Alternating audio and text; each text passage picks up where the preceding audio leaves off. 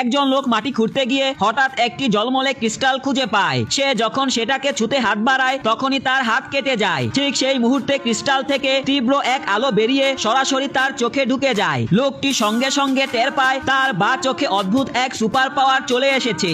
এখন সে শুধু এক্সরে দৃষ্টির মতো দেখতে পায় না, বরং যে কোনো বস্তু দেখলেই তার আসল পরিচয় বুঝে ফেলতে পারে। সে নিজের শরীর ছুঁয়ে দেখে এবং নিশ্চিত হয় এটা কোনো স্বপ্ন নয়। সাথে সাথে সে নিজের সেফটি হেলমেট খুলে ফেলে এবং ভাবে এই সুপার পাওয়ার ব্যবহার করে সে প্রচুর টাকা কামাবে। বাড়ি ফিরে সে দেখে তার গার্লফ্রেন্ড আরেকজন লোকের সাথে। সত্যটা সামনে আসে, তার গার্লফ্রেন্ড তাকে গরিব ভেবে সব সময় অবহেলা করত। সে অনেক দিন ধরেই এক কোটিপতির সাথে সম্পর্কে ছিল।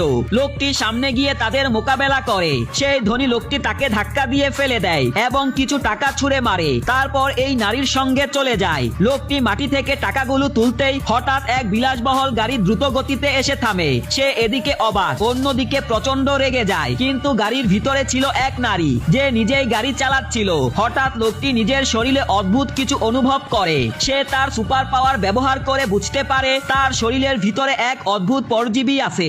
নারীটি যখন তার কাছে যায় তখন সে বুঝতে পারে সে একদম সুস্থ হয়ে গেছে। সে বিভ্রান্ত হয়ে যায়। কৃতজ্ঞতা হিসেবে সে লোকটির একটি ইচ্ছে পূরণ করার সিদ্ধান্ত নেয়। তখন জানা যায় সেই নারী একটি ধনী পরিবারের উত্তরাধিকারী। লোকটি তাকে বলে সে যেন তাকে পাথরের মার্কেটে নিয়ে যায়। সে নিজের সুপার পাওয়ার ব্যবহার করে অনেক টাকা আয় করতে চায়। মার্কেটে গিয়ে লোকটি এমন একটি পাথর দেখে যেটা থেকে রহস্যময় আলো বের হচ্ছে।